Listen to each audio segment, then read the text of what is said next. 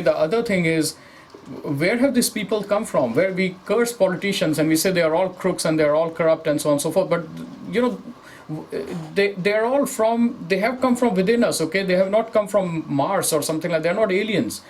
We elected them, we chose them, and the pity is, I think the real tragedy is that we chose them, we elect them, but then we forget about it.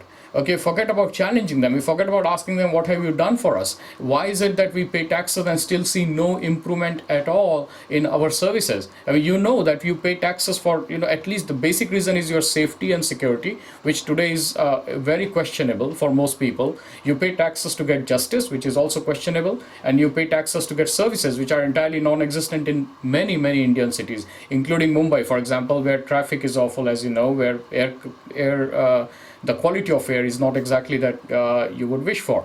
So these leaders, they're not from somewhere else. We elected them, we chose them. They are a reflection of us. Okay, they are a reflection of our society. This government is not something that's come from the top, and this is not a structure that's ruled by aliens.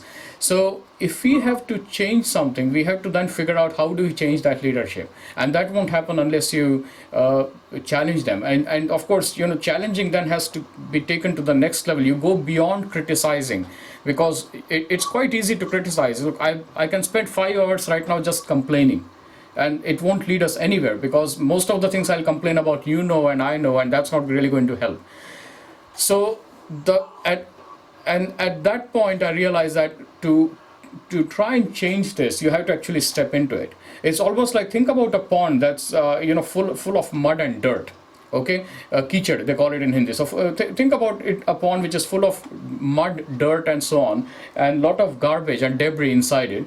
And do you really expect that pond to cleanse itself? It won't happen. It cannot happen. Okay, so to cleanse that and to really take out the mud and the garbage and the dirt, you have to step into it. Now, of course, when you step into it, you are going to get dirty. That goes without saying, right? You can't expect your clothes to remain spotless once you try and clean that pond. But that has to happen. Unless that happens, I don't think anything can change. And that's when I decided that, okay, this is it. I want to devote the rest of my life to try and do what I can and what others can, all of us working together to actually change this.